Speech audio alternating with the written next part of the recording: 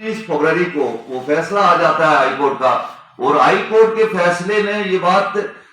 साबित कर दी और हमारे मौक़िफ़ पे मोहर सबत की कि जो बात हम कह रहे थे कि जो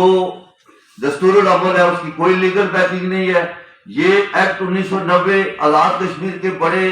जो मंजे हुए बड़े दाना पॉलिटिशियन रहे, जिनका आज़ाद कश्मीर के अंदर बड़ा कंट्रीब्यूशन है तहरीक आज़ादी के हवाले से, रियासत की जो है तरक्की के हवाले से, ये एक्ट 1990 में उन लोगों ने बनाया जिनमें सरदार मोहम्मद अब्दुल कयूम खान,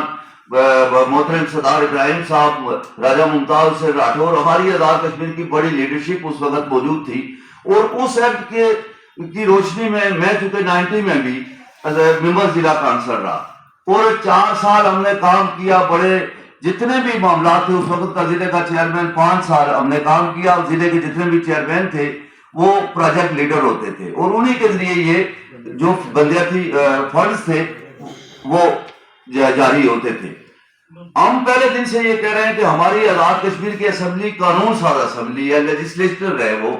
कानून साज असेंबली का काम है वो कानून को करे। लेकिन उन्होंने ये छोड़ के तो इस 30 साल के अरसे में हमारे फंड्स पे जो 370 करोड़ आज लोकल गवर्नमेंट का बजट है उस पे कब्जा जमा दिया एमएलएज ने।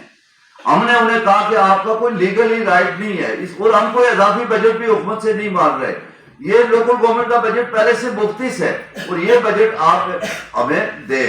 लेकिन नहीं हुआ। हाईकोर्ट का फैसला आया, हाईकोर्ट के फैसले ने भी यही कहा कि माजरीन के जो एमएलएज यहाँ बैठे वो 12 हैं, यहाँ पे आपके सामने वफाकी हुकूमत भी काम करती है, सूबाई हुकूमतें भी काम करती हैं और इसी तरह मकामी जो शहरी हुकूमतें हैं वो भी काम करती हैं।